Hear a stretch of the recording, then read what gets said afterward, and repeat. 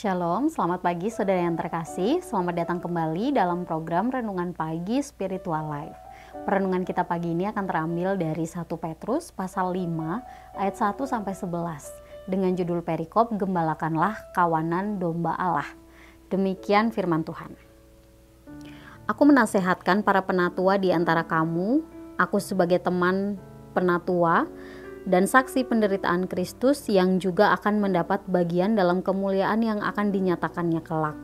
Gembalakanlah kawanan domba Allah yang ada padamu, jangan dengan paksa tapi dengan sukarela, sesuai dengan kehendak Allah, dan jangan karena mau mencari keuntungan tetapi dengan pengabdian diri.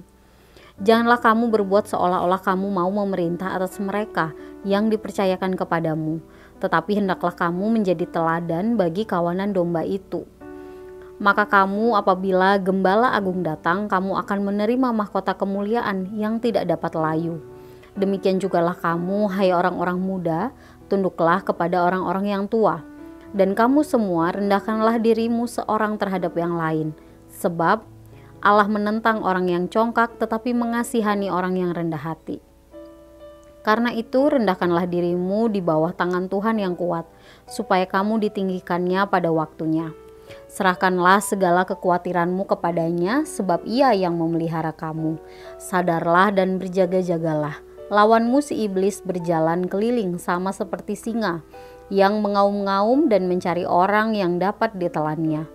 Lawanlah dia dengan iman yang teguh, sebab kamu tahu bahwa semua saudaramu di seluruh dunia menanggung penderitaan yang sama. Dan Allah, sumber segala kasih karunia yang telah memanggil kamu dalam Kristus kepada kemuliaan-Nya yang kekal, akan melengkapi, meneguhkan, menguatkan, dan mengokohkan kamu sesudah kamu menderita seketika lamanya. Ialah yang empunya kuasa sampai selama-lamanya. Amin. Saudara yang terkasih, dalam perikop yang baru saja kita baca, di sini Rasul Petrus memberikan beberapa nasihat untuk jemaat. Pertama, kepada penatua dan orang-orang yang membimbing kerohanian jemaat. Nasihat itu berisi tentang bagaimanakah mereka harus bersikap. Pertama, mereka harus menggembalakan dengan mengajarkan firman Allah dengan benar dan memimpin domba-domba Allah sesuai dengan aturan yang ditetapkan oleh Allah. Kemudian yang kedua adalah mengawasi dengan memelihara dan menjaga dengan sangat hati-hati. Ketiga, menjadi teladan dengan menerapkan kekudusan, penyangkalan diri, mematikan keinginan dosa, dan melakukan semua perintah Allah yang mereka nasihatkan juga kepada jemaat. Semuanya ini harus dilakukan dengan tulus, tidak mencari keuntungan, tapi pengabdian diri dan tidak sewenang-wenang. Nasihat selanjutnya diberikan kepada jemaat yang disebut sebagai orang-orang muda. Nah, mereka disebut demikian karena memang pada umumnya jemaat berusia lebih muda dibandingkan dengan para penatua dan pemimpin pada saat itu.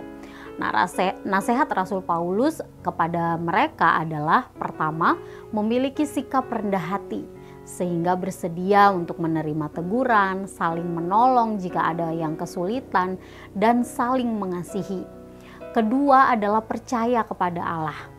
Nah, penganiayaan yang dialami orang percaya pada saat itu begitu hebat, sehingga mereka hidup dalam ketakutan dan kekhawatiran setiap hari. Oleh sebab itu, Rasul Paulus menasehatkan agar mereka menyerahkan semua kekhawatiran mereka tersebut ke dalam pemeliharaan Allah. Karena Allah sendiri yang akan memberikan kekuatan untuk menanggung segala sesuatu, memberikan kelegaan kepada mereka, dan telah mengatur semuanya agar apa yang mereka alami itu mendatangkan kebaikan bagi mereka. Saudara-saudara yang terkasih, dua nasihat Rasul Petrus juga masih berlaku bagi kita saat ini sebagai orang percaya. Jika saat ini Tuhan mempercayakan pelayanan sebagai pemimpin jemaat kepada kita, maka mari dengan sukarela menggembalakan dengan mengajarkan firman yang benar, mengawasi dan memelihara jemaat, serta yang tidak kalah penting adalah menjadi teladan dalam segala hal. Kemudian sebagai jemaat, Mari kita memiliki sikap rendah hati, sehingga bersedia menerima teguran, saling menolong jika ada yang kesulitan, dan saling mengasihi. Mari kita percaya sepenuhnya kepada Allah apapun situasi kehidupan kita saat ini. Mari kita berusaha melakukan nasihat firman Tuhan, agar kehidupan kita memuliakan nama Allah. Saudara yang terkasih, mari kita mengambil waktu sejenak untuk merenungkan firman Tuhan yang baru saja kita dengar. Saudara, sudahkah saudara melayani dengan sungguh-sungguh, menjadi teladan, rendah hati, dan percaya sepenuhnya kepada Allah? Jika ada beberapa hal yang belum saudara lakukan, maka datang pada Allah di dalam doa. Mari berdoa meminta supaya Allah memperbaharui hati dan pikiran saudara, sehingga saudara menyadari bahwa hal-hal ini penting bagi pertumbuhan iman saudara. Dan mari meminta kekuatan dari Roh Kudus untuk membimbing saudara agar dapat melayani dengan sungguh-sungguh, menjadi teladan, rendah hati, dan percaya sepenuhnya kepada Allah.